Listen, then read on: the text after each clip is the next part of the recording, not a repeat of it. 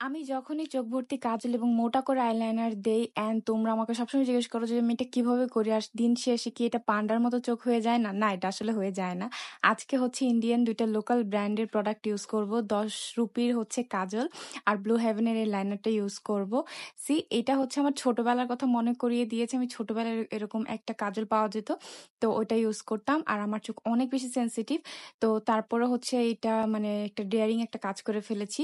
চোখের ওয়াটার লাইনে এবং ট্যাট লাইনিং করে নিয়েছি কাজল দিয়ে। এরপর হচ্ছে ব্রাউন আই শ্যাডো দিয়ে আমি আমার আইলিডে দিয়ে নিয়েছি। এরপর হচ্ছে ব্লু হেভেনের এই আইলাইনারটি আমি হচ্ছে সুন্দর করে আমার চোখের নিচের যে লাইনটা ওইটার সাথে হচ্ছে একটা চিকন একটা লাইন টানবো।